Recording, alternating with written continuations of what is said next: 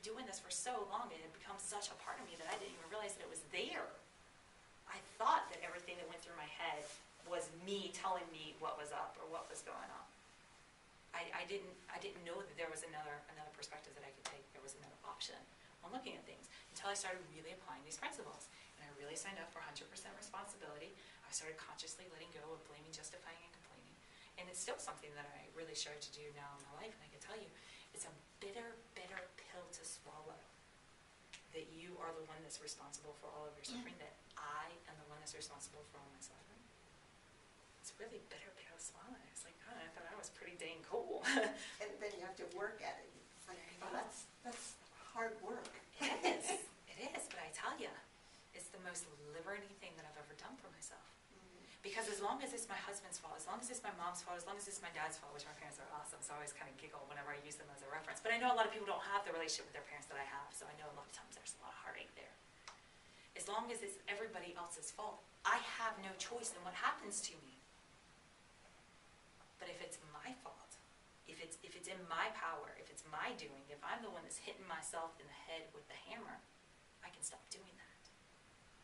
So when I shifted my life from living this mode right here, this was a world of have-tos, got-tos, should-dos, can't-dos. Woulda, coulda, shouldas. That's where I operated here. This was a bunch of rules. Have to eat good, cannot eat bad. Have to eat this, cannot eat that. Have to work out, can't work out. Don't touch that, gotta touch that. Doesn't matter what you're in the mood for, this is the way that it is. When I let go of the have-tos and can-dos and changed it into choosing, I choose to, that gave me a lot of my power back. And just letting go of that, I have to operate this way or cannot do these things, it really opened up my choices. When I realized that I am where I am due to the choices that I make, and that the choices that I make, 90% of which are unconscious, are based on my habits. I can change my habits. I can change my habits. That kind of gave me some power. It gave me a little bit more choice in the situation. It gave me a little bit more control and a little bit more options. Again, just shifting the perspective, opening up more options, and allowing different choices. So then it was like kind of exciting. It was like, well, now, I want to feel good. I want to be in love with myself. I want to be happy. I want to be free of all this drama that can happen around me. I want to be free of the struggle. Because I have myself pretty well conditioned that I can get by. I'm a tough chick. You throw it at me, I can take it, I can handle it, I can deal with it. Even if I have to kind of compromise a little bit, I can deal with it. I'll take on the extra load. I can handle it. You need some help. You need some assistance. Let me do it for you. I can handle it, and I can deal with it, and I can get by. I don't have to have a lot of money, because money doesn't buy happiness. I had a really, really, really fantastic childhood growing up, a lot of fun, and we had very little money. Very little money. So I did not grow up with a belief system that you had to have money to be happy. So I was fine, paycheck to paycheck, not a big deal. Working for the rest of my life, okay. Mortgage forever, yeah. Expect that. College loans, yeah, they'll be there. Even though that was 12 years ago. 50 years ago, however long, they're always going to be there. That was part of my belief system, that they would always be there, and I was okay with that. And then one day I realized, I was like, just getting by is one of the most selfish things that I can do. Just getting by creates a world that only caters to me. It doesn't help anybody, and you know what? I'm not really enjoying it all that much, so it's not even really serving me. But if I do the things that I'm uncomfortable doing, and I allow myself to kind of stretch and grow and become more and have more, then I'm going to have more to give to other people. Then I'm going to have more that I can help out with. And then I kind of got this bigger perspective of beyond myself. And once I kind of got a little taste of that, I couldn't let it go. So the start of this year, I decided that I was going to live my life by these new rules. I decided that this is January 1st, 2010. I'm not one to make New Year's resolutions and that sort of thing. But I just decided, I was like, okay, this year I'm going to feel the fear, and I'm going to do it anyway. And I'm going to notice where I have resistance in my life, and I'm going to start to get to the little saying that I used to hear quite a bit And when I embraced it, it was one of the best things that I could ever really do. What you resist persists, and what you embrace transforms. What you resist persists, what you embrace transforms. And I didn't really fully understand that until I experienced it, and that's something that I've really learned. And that's you can know things here, but until you know things here, you're never going to have them here. So I have a little formula from the head to the heart to the hand. Is the way that I look at it. So I had all this knowledge, I've read all the books, I've seen all the information. I mean, it logically made sense to me that, positive thoughts brought about positive actions and just all this stuff that I had heard. I mean, it's all great, juicy stuff. But it wasn't until I actually started applying it and experiencing it that I could get it at the heart level, get that true knowing of what it is. And then, so for me, I've experienced that, it starts here in the head, logically. Like, I understand the concepts, I understand the words that are coming out of your mouth. I can read the words on the page and I can comprehend it. But it wasn't until I actually applied it and put it to use and experienced it that I got a true knowing of what that really, really meant. And then once I had the knowing, then, you can create it, and I can create it in my life. So what you resist persists, what you embrace transforms. So actually that's a perfect little segue to the next thing that I wanted to go into. So what's up with all this fear and all this resistance, and where does that come from? And where it comes from, for me, anybody want to take a guess where that fear comes from? I mean, where do you hear it at? Where does it come up for you? Up here? I mean, is it something that you see in front of you, and you see like a burning, fiery pit if you go down that path? No, you make it all up. It's all in your head. It's your imagination. Yeah. It's your imagination. It's your mind.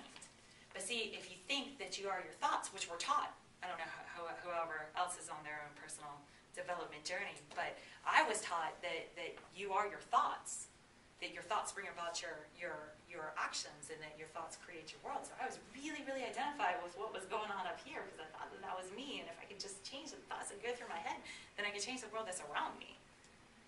And then I was introduced to the fact that the mind is not my friend, and your mind is not your friend. Because if you think about how your mind talks to you, if your friends talk to you that way, they would no longer be your friends. I don't know what your mind say, but my mind is the first one to tell me that I'm not good enough, that I'm not smart enough, that I'm not thin enough, that I'm not pretty enough, that I'm just basically not enough, or that I'm going to fail, it's never going to work out anyway, nobody's going to be interested, so just keep your mouth shut. I mean, who talks to us that way other than ourselves? It's really, really interesting when I started looking at that. And I was luckily came across one of my mentors who is an expert in dealing with this stuff, and he's the one who showed me, your mind is not your friend. Your mind is an organ, just like your heart, just like your lungs, just like your kidneys. It's just an organ, and it performs a function. And when we start relying on our mind to do more than what it is actually there to do for us, that's where things get a little bit tricky, and that's where things get. Your mind is not your friend. Your mind is an organ, just like your heart, just like your lungs, just like your kidneys. It's just an organ, and it performs a function. And when we start relying on our mind to do more than what it is actually there to do for us, that's where things get a little bit tricky, and that's where things get a little bit confused. So what's the mind for? Anybody know? Yeah, I was just reading, I forgot which book it was lately, or maybe it was part of a movie or whatever, but your mind evolved over the eons as strictly a defense mechanism. It's to protect Ding, you. ding, ding. Perfect. Keep you out of danger. Perfect. It's doing a heck of a good job, because it's keeping you completely stuck where you're at. So our mind it's a defense mechanism. It's a safety mechanism. It is designed to keep you alive. Notice the difference. Alive and breathing, thriving, joyful, abundant. It's a little bit different. So what does the mind do? It goes through and it collects data, it collects information, and it decides, what's safe, what's not safe, what's familiar, what's not familiar. And it's going to stick with the things that's familiar, because it's going to know, it's going to think that it can predict the outcome. You touch a hot stove, next time you're around a stove, you think twice and you check the burner before you touch it again. Very, very useful tool. Very useful tool. But the problem is that we've let this take over our life. And now it's protecting us from a lot of stuff and a lot of people and a lot of situations that aren't a threat, that aren't a danger. It's just unfamiliar. It's unknown territory. So opposed to venturing out into unknown territory and possibly getting attacked by a velociraptor, we stay on the couch and watch Dancing with the Stars. It might not get us to our dreams, but at least we're avoiding the velociraptor. So when you see that the mind is there just to keep you safe, then you can kind of circumvent the mind. You can like kind of bypass, whoop, and go straight to the heart, which is where your inner GPS is located, and your inner guidance system that can really, really take you through life. And you stop letting this drive the bus, and you start letting this take over. Everything can shift. Everything shifted for me to that.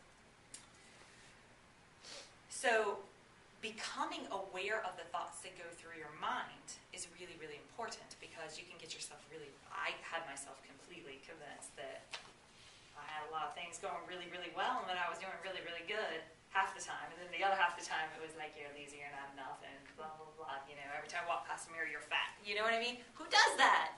Who does that? I hope nobody else does that whenever I walk by. But most people, you know, like, oh no, that's Chrissy, she's great, she's wonderful. We love being around her, she's awesome. I didn't feel that way. Why? Because my mind told me that. Because if my mind had me convinced that I was going to fail or that I wasn't good enough, then I wouldn't try it and I wouldn't have to go through that devastation again. And if, for myself, as I started peeling back all of these layers and seeing all this resistance and understanding that resistance, that is just fear. And if it's fear, that it's not necessarily real. So if I'm seeing fear and I'm feeling resistance, then all that I can really do is get to the truth of the matter. If I can get to the truth of the circumstance, then I can decide, is this something that's really, really a threat, or is it a perceived threat? Who is it, T. Harv Eker, that says that fear is false evidence appearing real? Joyce Myers. Yeah. It's just a safety mechanism. It's a way of trying to predict the future. Trying to predict an outcome to keep you safe, so you can know what your options are. And you can think about it. I mean, we use this for everything. I mean, like getting into the car and going to the store. It's like, okay, well, I'm pretty sure that I can maneuver that, so you just hop right in the car and you go there. You know, chances are the store's going to be open. there's gas in the tank. I got the keys. I hadn't had, any wine, so I should be good to drive the car. You know what I mean? So you can predict that it's going to be a favorable outcome, then you feel comfortable doing it. But it's the stuff that you're not familiar with. So I just started kind of playing with the notion, kind of flirting with the idea that if it's unfamiliar to me, it's just a sign that I haven't done it enough. My husband will argue, what's the problem with having, comfort zone? What's the matter with feeling comfortable? And I said to him, I was like, well, it's not so much that it's not about, feeling uncomfortable as much as I just want a really, really big comfort zone. I want to be really comfortable in a lot of situations. And as I start to push my limits and test the waters and test myself, I'm finding out, oh, it's not so bad. A lot of that stuff that I make up in my head, that worst case scenario, it's so far from ever even happening. And the more that I just kind of leaned into that, and the more that I just kind of played with that idea and played with that notion, the more I found out, it's really isn't so bad after all. As a matter of fact, everything that I wanted is right there, and you know what, I can reach out and get it. And I found that the challenges that did come up and the things that I did have to face, I was either fully equipped to handle, or I had resources that could help me with it. But if you're just in that fear-based thinking, that fear-based mode, when I was in that fear-based mode, I didn't realize that I had resources, and I surely did not realize that I was fully equipped. I thought I had to know everything before venturing forward. And that was a big thing that kept me stuck in my business for a very long time, is that I thought I had to know everything. Regardless of the fact that all of my mentors and leaders are like, Chrissy, no, you don't have to know everything. Just go out there and do it. Now, I'm pretty sure I needed to know everything. I needed to know everything, because what if they ask me something and I don't know the question or know the answer to it? Yeah, I'm studying up on antioxidants now. There you go. There you go. Exactly. Ready for Do you know how often I use that? Never. You know what I say now? Now that I've kind of like figured out this little formula, now like I try not to know. It's not that I resist learning, but I have no interest in it, because I know that I can find the answer, that I can look it up, and I'm not scared to tell somebody, you know what? I don't know. You know what? They didn't know either. So it was kind of like again, a false security that I was always searching for.